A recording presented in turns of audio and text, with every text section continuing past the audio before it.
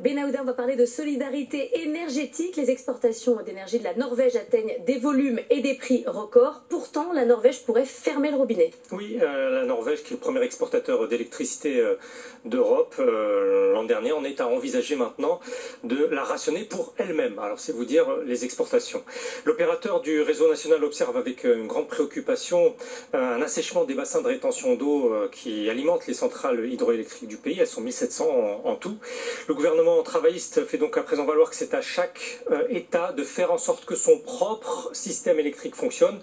Autrement dit, préparez-vous à vous passer de nous. Le cas échéant, parce que dans le cadre de l'espace économique européen, la Norvège fait partie du marché unique de l'énergie de l'UE. Donc pour stopper les approvisionnements, il va falloir invoquer un cas de force majeure, ce qui reste très loin d'être acquis. Jusqu'ici, Oslo a tenu à ne surtout pas apparaître comme récalcitrante à une solidarité énergétique avec ses alliés européens. La semaine dernière, le Premier ministre, en recevant son homologue allemand à Oslo, a affirmé que son pays livre tout le gaz qu'il peut à l'Allemagne. Et la combinaison de ces volumes et de ces cours de marché donne des recettes tout à fait extraordinaires. Le mois dernier, elles ont été multipliées par plus de 4 par rapport à juillet 2021. D'après différentes analyses, cela doit en tout cas amener les Norvégiens à investir pour explorer et exporter davantage de gaz, d'assumer en quelque sorte d'être l'alternative, la grande alternative à la Russie. Et la dirigeante d'un cabinet de consultants à Londres dit que cela va dépendre de la capacité du gouvernement à concilier ses intérêts économiques et stratégiques avec son programme ambitieux en matière de changement climatique. Elle pense qu'avec l'invasion de l'Ukraine par la Russie, on est en train de faire pencher la balance vers les premières considérations. Ça ressemble furieusement au synopsis d'une série dont nous sommes fans, vous et moi, qui s'appelle Occupied.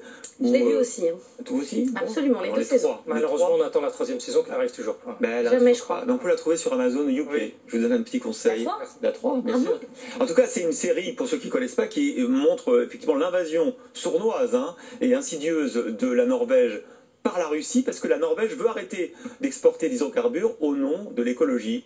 Ça ferait plaisir à l'or, mais ça ne fait pas plaisir aux Russes ni aux Européens. Ni aux Européens, effectivement. Le bureau de... Qu'est-ce qui va se passer là, effectivement, cette solidarité? Pour l'instant, le ministère de l'Énergie a d'ores et déjà revu les licences de production dans les 3 grands gisements en mer. Ouais. Le bureau des statistiques a sorti des investissements majeurs pour 2023.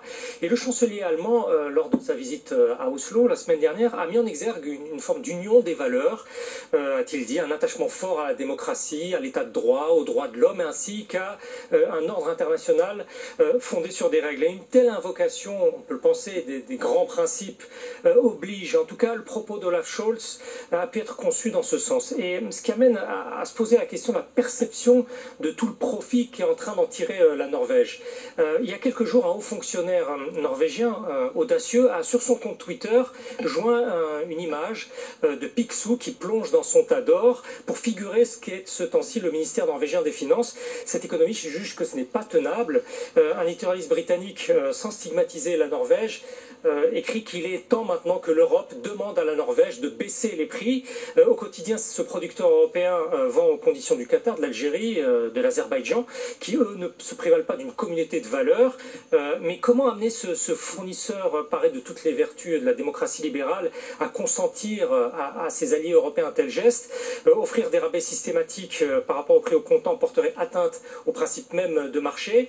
Et la piste alternative qui commence à être suggérée peu à peu, c'est une généralisation des contrats de long terme à prix préférentiel pour les Européens, mais supérieur à ceux d'avant la guerre russo-ukrainienne.